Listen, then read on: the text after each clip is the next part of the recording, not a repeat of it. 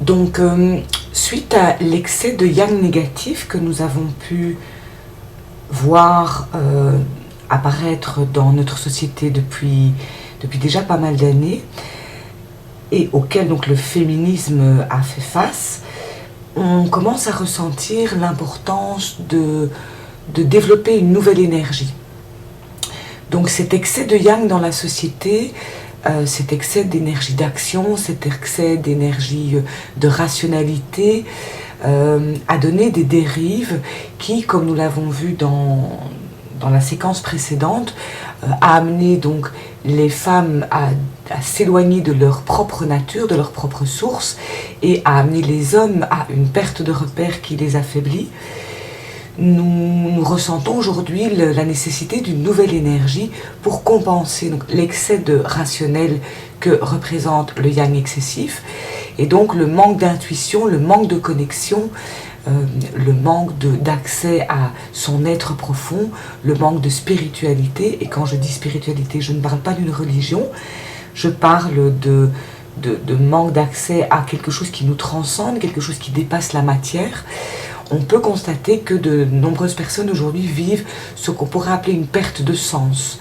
Le fait qu'il y ait tant de dépression aujourd'hui, alors que nous vivons à une époque où le confort quotidien est certainement le plus grand qui ait pu être vécu depuis des siècles et des millénaires, le nombre intense de dépression, alors que la vie est sans doute plus facile matériellement aujourd'hui, ce nombre de dépression est assez inquiétant.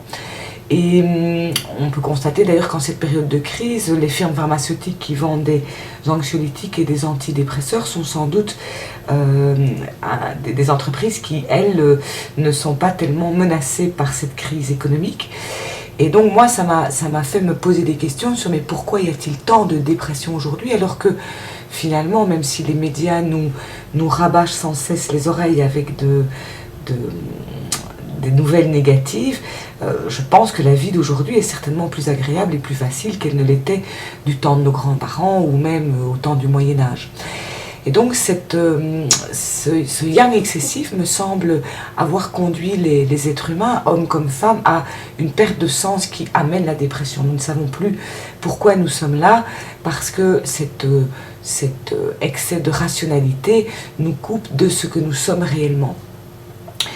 Alors on a pu observer depuis, je dirais, une dizaine d'années que ce yang négatif de prise de pouvoir, et je répète que le yang négatif n'est pas le propre des hommes, c'est pour ça que je parle de yang et non pas d'énergie masculine uniquement, dans les mouvements un peu de développement spirituel, les mouvements un peu plus ésotériques, on entend beaucoup parler du concept du féminin sacré, pour redonner cette lettre de noblesse à l'énergie féminine. Et c'est évidemment une bonne chose que de nous recentrer, que de nous rappeler que au-delà du cerveau gauche qui est le cerveau du rationnel, nous avons un cerveau droit qui est un cerveau beaucoup plus créatif, beaucoup plus imaginatif, beaucoup plus intuitif, et que ce cerveau peut avoir une place dans notre fonctionnement global pour notre plus grand bien.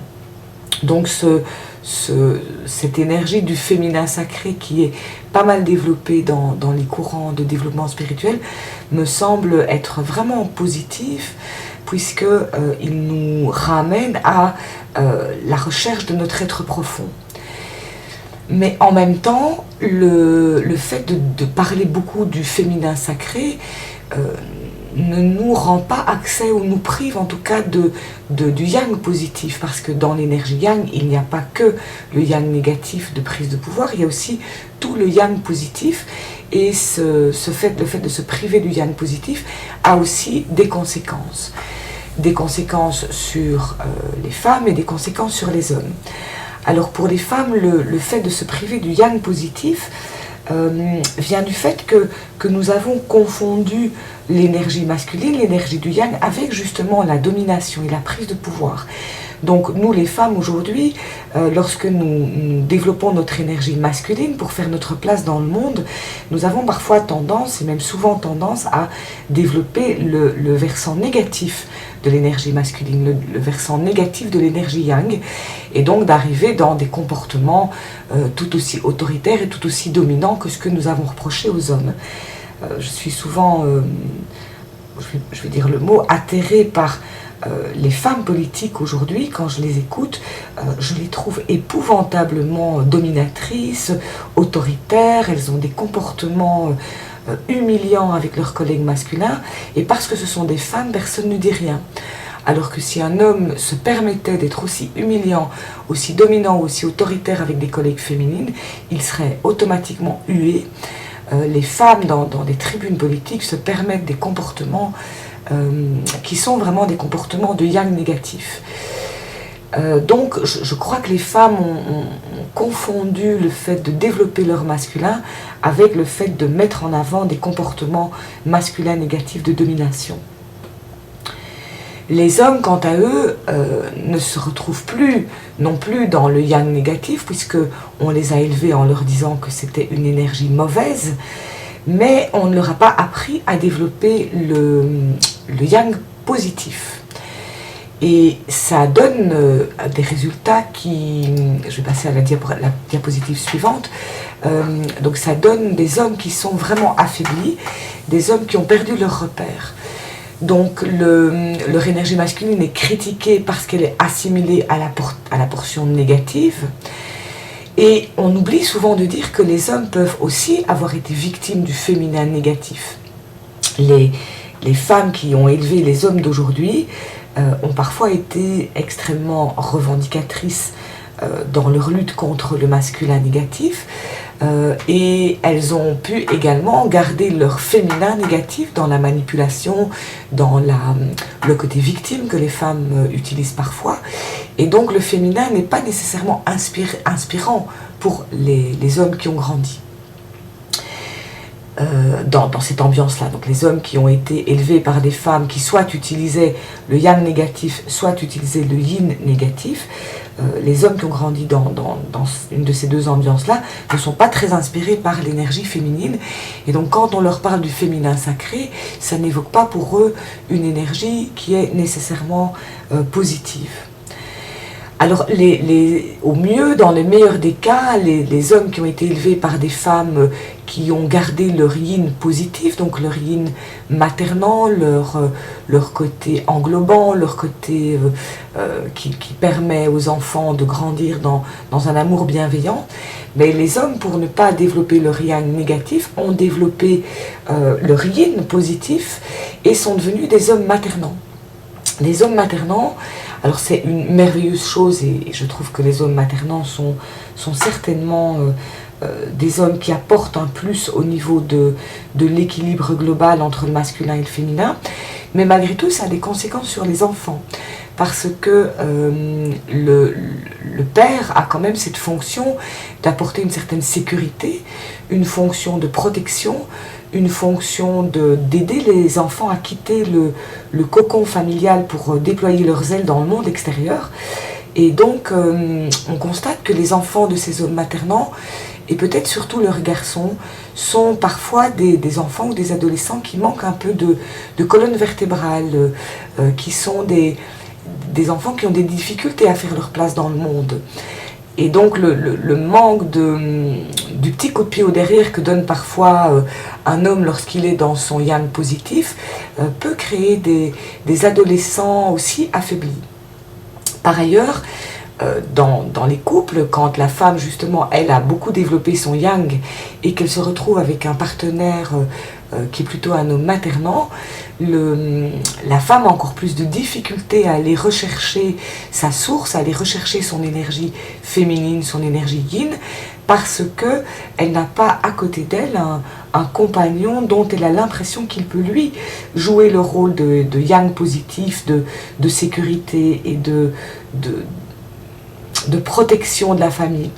Et donc, lorsque la femme vit une dépression parce qu'elle est coupée de sa source intérieure plus féminine, elle a du mal à sortir de cette dépression, parce que pour pouvoir aller chercher ce qui lui manque, son énergie yin de réceptivité, de passivité, d'intuition, elle aurait besoin d'avoir à côté d'elle un partenaire qui a pu développer son yang positif, afin d'oser se laisser aller dans l'intuitif en toute sécurité. Donc bien souvent, les couples, au moment de la crise de la quarantaine, se retrouvent dans une difficulté, c'est que pour que l'un avance, l'autre doit avancer en même temps. Pour que la femme puisse traverser cette période de dépression due au fait qu'elle est beaucoup trop dans son masculin, il faut que l'homme puisse lui aussi développer son masculin positif et qu'on renverse un peu les rôles.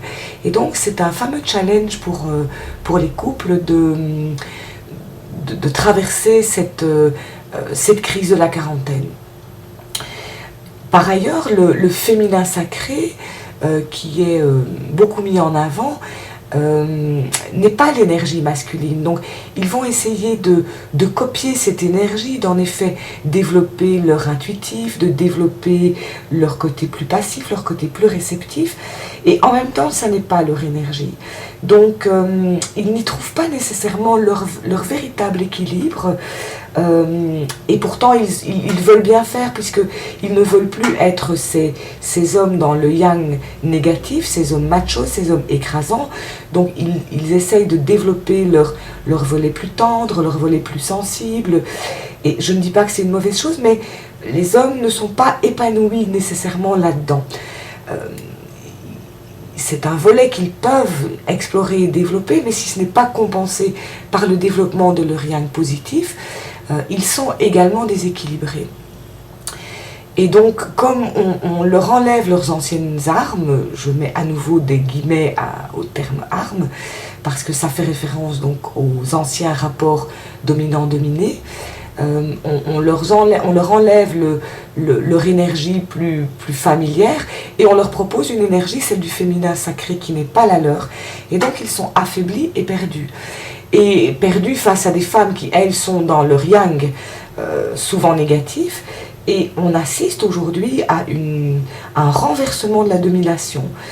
Je pense que le féminisme a eu de bons côtés, mais a apporté une nouvelle injustice, un nouveau déséquilibre.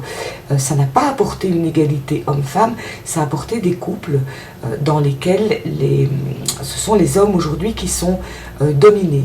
Lorsque je fais des stages qui sont les stages donc énergie masculine, énergie féminine, je propose souvent aux femmes, lorsque je travaille uniquement avec les femmes, de faire un test et de passer une journée que j'appelle la journée « comme tu voudras mon chéri ».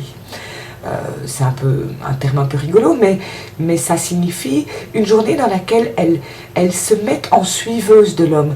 Elles laissent l'homme prendre des décisions de la gestion de la famille. Alors la réaction unanime est toujours « je ne tiendrai pas 1 heure ». Donc toutes les femmes disent « je ne tiendrai jamais 1 heure dans Comme tu voudras mon chéri » parce que sinon toute la famille va aller dans un espèce de brol organisationnel, et donc les femmes ne parviennent pas à lâcher prise sur leur organisationnel.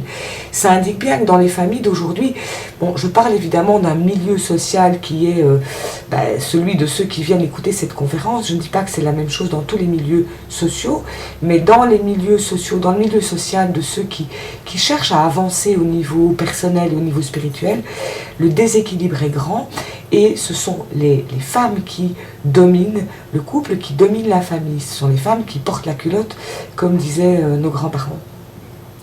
Donc ce déséquilibre fait que moi je reçois beaucoup d'hommes en consultation qui finalement n'arrivent pas à mettre leur marque dans le couple, à mettre leur marque dans leur famille, et qui ne s'y retrouvent pas complètement, qui sont perdus dans cette relation déséquilibrée à leur désavantage.